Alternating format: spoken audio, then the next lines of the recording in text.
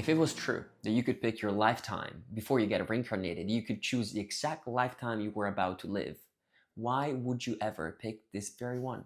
Why would you pick a lifetime filled with sadness, sorrow, and hindrances?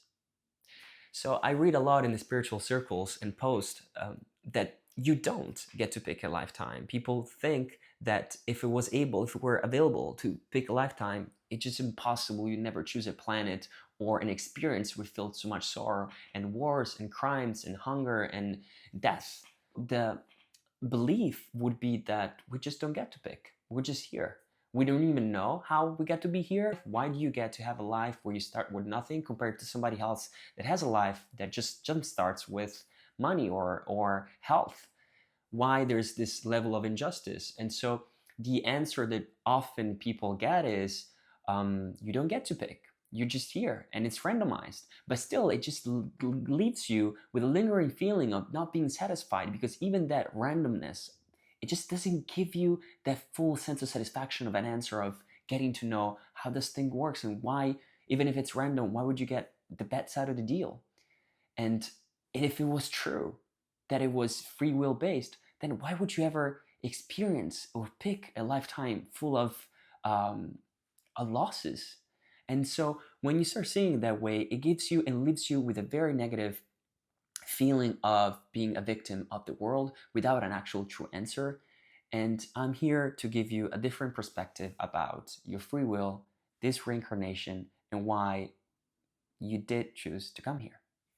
The biggest mistake that happens when you think that this life wasn't chosen, that it wasn't a punishment more than actual chosen experience, more than actual reward, more than a gift, is the stance that you take from which you judge life.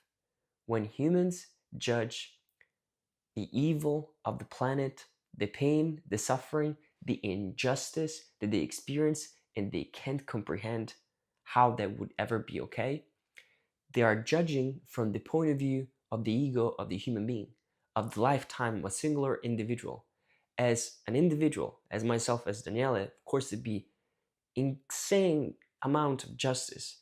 It's unbelievable, and it would never be a way to watch all that is happening in the world and make it feel okay, make it feel right.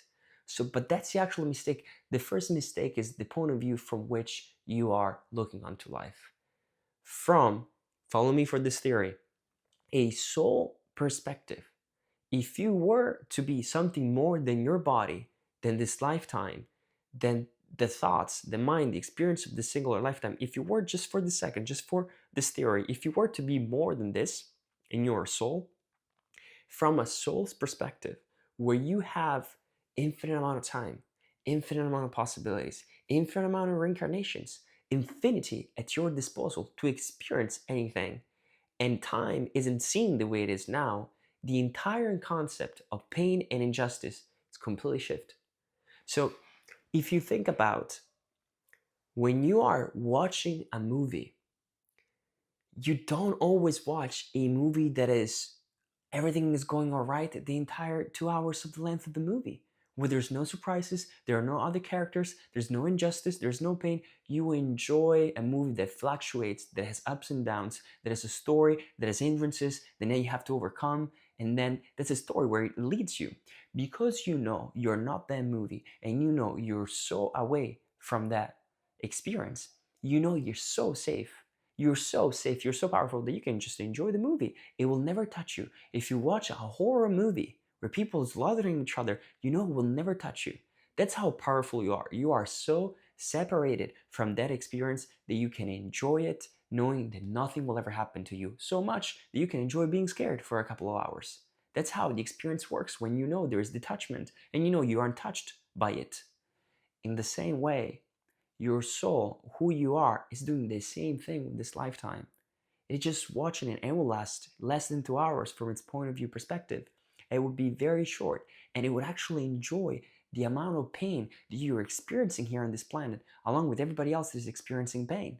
From that point of view, it's just less than a movie. It's more similar to a game than actual reality. What's at stake? It's different when you start seeing it from your point of view as a soul.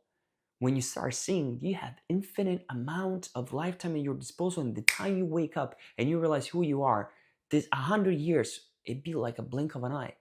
So from that point of view, you really consider what is at stake. Why wouldn't you at that point experience a lifetime that also has suffering? Maybe you already went for 1,000 years of complete peace and serenity where there's nothing going on. From that point of view, you could actually be bored by it. As long as you know, deeply know, that when you come back, when you go to your original state, when you go back home, everything is fine, I can assure you, we have the spirit of adventure to explore. As long as you know that when you come back, it will end. When you come back, everything's fine, then we go around, then we explore, then we adventure. We do it in a human life, we do it in the same way from a soul perspective. That's actually how we roll. We know that everything is fine. We know that when we come back home, there's only peace. Hence, we explore this incredible amount of universes and experiences, such as this planet where there's wars going on, and you can never find a justification to it if it was real and if it was all there is.